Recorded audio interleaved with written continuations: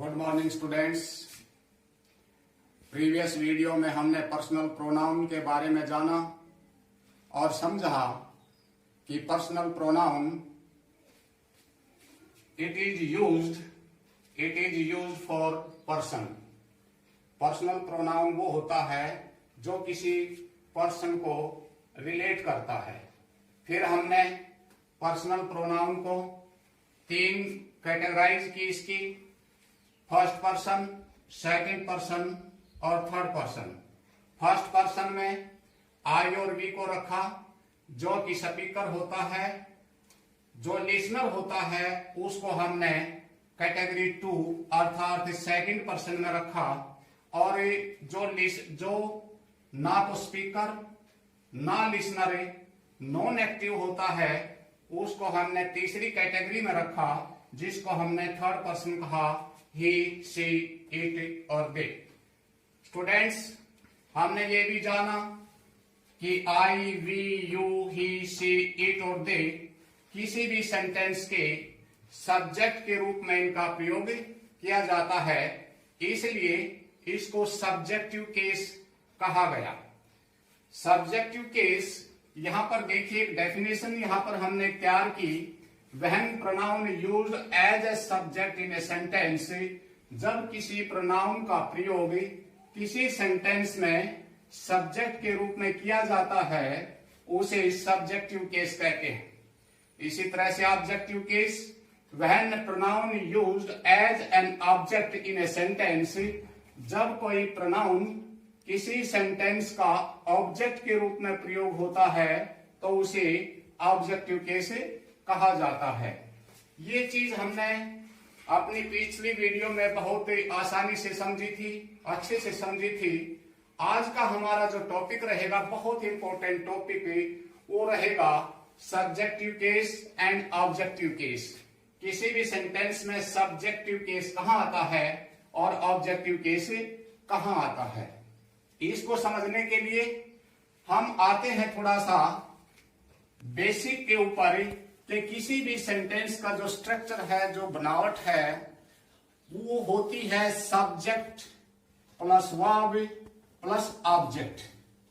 किसी भी सेंटेंस को बनाने के लिए सब्जेक्ट, वर्ब और ऑब्जेक्ट का होना अनिवार्य होता है जनरली। अब देखिए यहां पर वर्ब है, इस वर्ब से पहले सदा सब्जेक्टिव प्रोनाउन का यूज होगा, अर्थात जब भी हम किसी प्रोनाउन का एज ए सब्जेक्ट यूज करेंगे, वहां पर I, we, you, he, she, it और दे, ये प्रोनाउन जो हैं ये किसी भी सेंटेंस के सब्जेक्ट की जगह पर यूज होंगे, केवल सब्जेक्ट की जगह पर। अब बात आती है ऑब्जेक्ट की, ऑब्जेक्टिव केस की, तो वर्ब के बाद सदा वो ऑब्जेक्टिव केस होता है। ये थी हमारे सेंटेंस का स्ट्रक्चर, एक सेंटेंस की बनावट, कि वर्ब से पहले सदा सब्जेक्टिव केस आएगा और वर्ब के बाद सदा ऑब्जेक्टिव केस आता है। हमने एक छोटे से एग्जाम्पल के द्वारा हम समझने की कोशिश करते हैं। Ram teaches me. इस सेंटेंस में को समझने की कोशिश करिए। राम एक सब्जेक्ट है, टीचेस वर्ब है और यहां पर ये ऑब्जेक्ट है। यहां पर मी आया, मी चूंकि एक ऑब्जेक्टिव केस है, तो इस बात को ध्यान रखिए कि वर्ब के बाद सदा सदा वो ऑब्जेक्टिव केस ही आएगा, ऑब्जेक्टिव प्रोनाउन आएगा। स्टूडेंट्स, आज का हमारा मेन जो फोकस रहेगा वो रहेगा ऑब्जेक्टिव केस को लेकर के, क्योंकि सब्जेक्टिव केस को तो बच्चे बड़ी आसानी से समझ जाते हैं कि सब्जेक्टिव केस कौन होता है, डूअर ऑफ एन एक्शन और द पर्सन टॉक अबाउट, यानी कि किसी एक्शन का जो डूअर है, किसी एक्शन को करने वाला वो सब्जेक्ट होता है और जो रिसीवर होता है वो ऑब्जेक्ट कहलाता है। अब बात आती है कि ऑब्जेक्टिव केस का प्रयोग कहां कहां होता है। मेन आज हमारा यही उद्देश्य है बताने का कि ऑब्जेक्टिव केस को लेकर के बच्चों में किसी प्रकार का संशय ना रहे। स्टूडेंट्स देखिए, हमने यहां पर एक लिखा, मैंने लिखा लेट आई गो। इस सेंटेंस को देखिए, लेट आई गो, लेट मी गो। देखिए क्या ये सेंटेंसेस जो आपके सामने हैं, लेट आई गो और लेट मी गो, क्या ये ग्रामेटिकली ठीक हैं? अब देखिए, लेट आई गो, लेट मी गो, क्या ये ठीक है? अगर हमें पता है कि लेट एक वर्ब होती है, माना या आज्ञा लेने के लिए जिसका यूज किया जाता है। अब ये वर्ब है तो वर्ब के बाद कौन सा केस होना चाहिए? अभी हमने पढ़ा था कि वर्ब के बाद ऑब्जेक्टिव केस आता है, तो यहां पर लेट आई ना होकर के लेट मी गो होना चाहिए, तब ये सेंटेंस ग्रामेटिकली ठीक होगा। इसी तरह से हम देखते हैं लेट मी गो, आओ हम चलें। इसमें वैसे तो दिखाई देता है कि सेंटेंस बिल्कुल ठीक है, लेकिन जहां तक हम इस सेंटेंस को पढ़ पा रहे हैं, समझ पा रहे हैं, लेट एक वर्ब है और वर्ब के बाद वो केस होना चाहिए, ऑब्जेक्टिव केस होना चाहिए, और बी जबकि सब्जेक्टिव केस है तो यहां पर लेट वी की बजाय लेट अस होना चाहिए, लेट अस गो।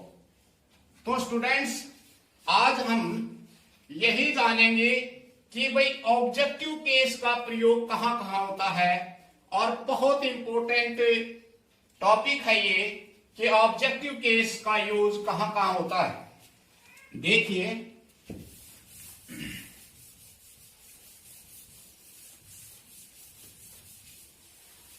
ऑब्जेक्टिव केस का प्रयोग होता है केवल दो जगह पर, एक तो वर्ब के बाद, आफ्टर वर्ब,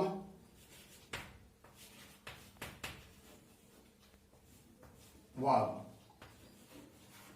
दूसरा है आफ्टर प्रेपोजिशन।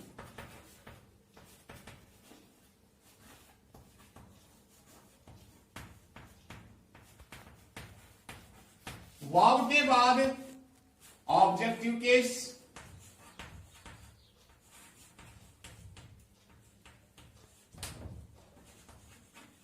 और प्रेपोजिशन के बाद भी ऑब्जेक्टिव केस आएगा।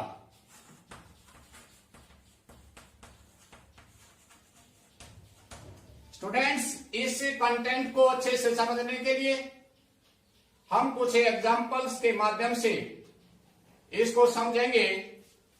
चलिए आपके सामने प्रस्तुत है कुछ एग्जांपल्स, और उस एग्जांपल्स से हम स्टूडेंट्स आइए इन सेंटेंसेस के माध्यम से हम अपने इस कंसेप्ट को क्लियर करेंगे कि हमने जो ऑब्जेक्टिव केस के बारे में पढ़ा कि ऑब्जेक्टिव केस सदा वर्ब के बाद आता है और प्रेपोजिशन के बाद भी सदा ऑब्जेक्टिव केस आता है। तो जो सेंटेंसेस आपके सामने लिखे हैं, हम एक एक करके इस सेंटेंसेस को समझने की कोशिश करते हैं और देखते हैं कि क्या हमारे सेंटेंस में कहीं एरर है।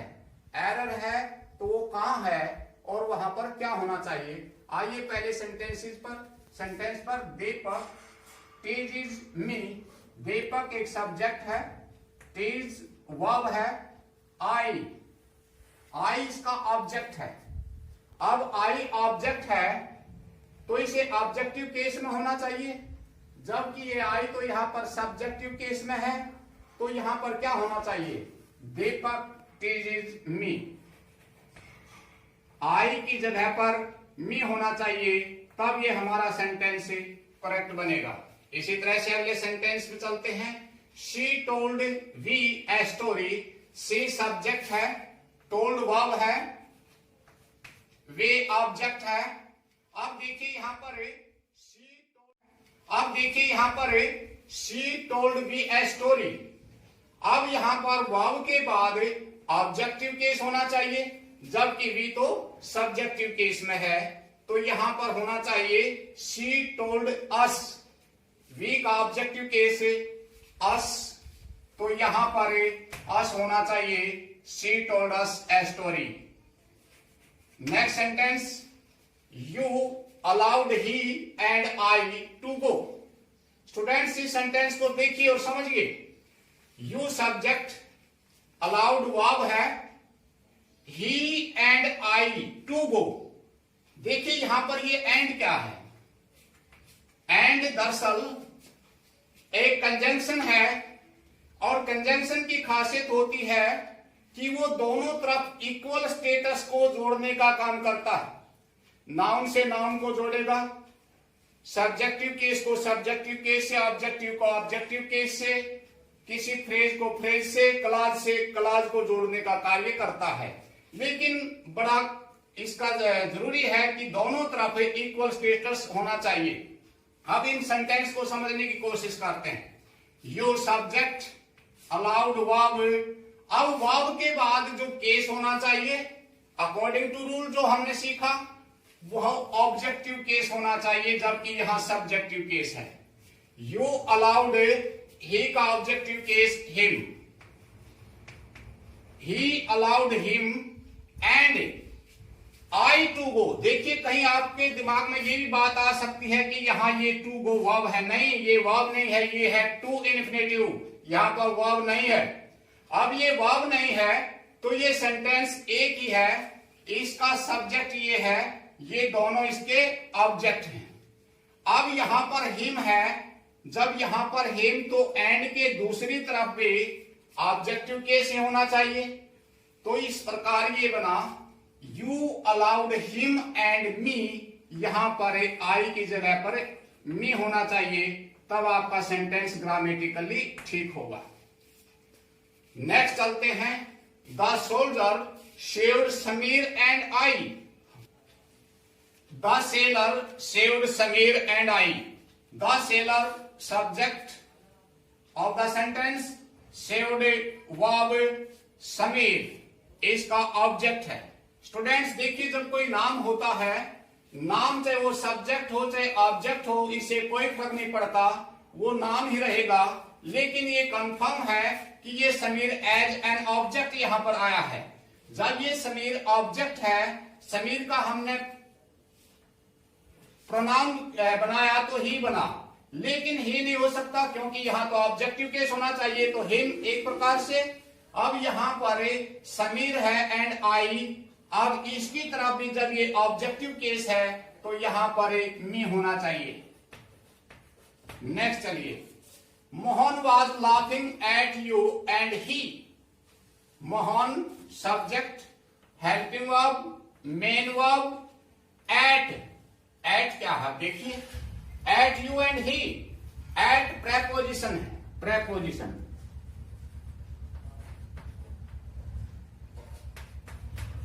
और हमने पढ़ा कि प्रेपोजिशन के बाद सदा ऑब्जेक्टिव केस होना चाहिए, तो ये यू यहां पर ऑब्जेक्टिव केस में है, क्योंकि यू का सब्जेक्टिव केस और ऑब्जेक्टिव केस सेम होता है, लेकिन अब हम इसे केवल और केवल ऑब्जेक्टिव केस ही कहेंगे। अब ये ऑब्जेक्टिव केस है तो एंड के दूसरी ओर भी एंड एक कंजंक्शन है, और कंजंक्शन के दोनों तरफ सेम प्रॉपर्टी होनी चाहिए, अर्थात सेम स्टेटस होना चाहिए। तो यू एंड हिम, अब ये ठीक हुआ। नेक्स्ट चलते हैं। Divide the sweets between Sonal and she. Sonal and she, preposition between, preposition है divide the sweets. Divide the sweets between Sonal and she, preposition के बाद सोनल एज एन ऑब्जेक्ट। अब ये ऑब्जेक्ट है तो यहां भी ऑब्जेक्टिव केस होना चाहिए her. Sonu depends on, Sonu subject, depends verb है, और आगे चले तो प्रेपोजिशन ऑन। अब प्रेपोजिशन ऑन है, प्रेपोजिशन है तो इसके बाद ऑब्जेक्टिव केस होना चाहिए। ऑब्जेक्टिव केस बन गया आई का मी। लेट दे स्पीक, अभी आगे हमने लेट के बारे में पढ़ा था कि लेट एक वर्ब होती है और वर्ब के बाद हमेशा ऑब्जेक्टिव केस होना चाहिए। तो यहां पर दे की बजाय लेट देम होना चाहिए, लेट देम स्पीक, तब ये सेंटेंस करेक्ट होगा। टू मी, मेरे लिए, द क्वेश्चन वाज इजी। देखने में तो सेंटेंस काफी अच्छा लगा, अच्छा है। अब ये देखिए क्या ये सेंटेंस वास्तव में ठीक है या इसमें कोई गलती है। टू मी, टू एक प्रेपोजिशन है और प्रेपोजिशन के बाद कौन सा केस होना चाहिए, मी। बिल्कुल ठीक है, ऑब्जेक्टिव केस है। To me the question was easy, बिल्कुल करेक्ट सेंटेंस है। अब देखिए स्टूडेंट्स, बात आती है लेट इट इज मी या इट इज आई।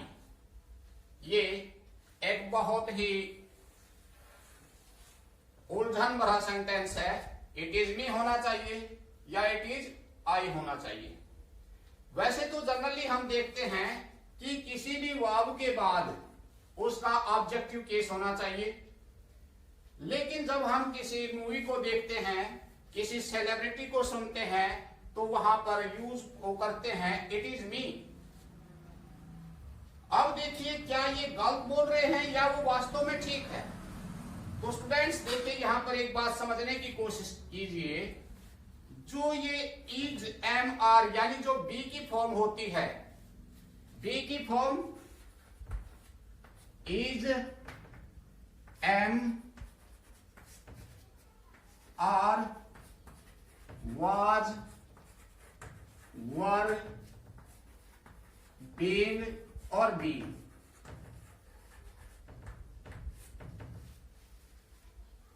ये जो वर्ब की फॉर्म होती हैं, दरअसल इनके पीछे ऑब्जेक्ट होता ही नहीं।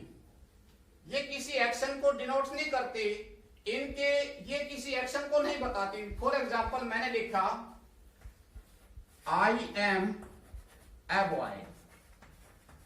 देखिए क्या इस सेंटेंस में कहीं एक्शन हो रही है? कौन सी एक्शन है इसमें? लिखा Delhi is the capital of India.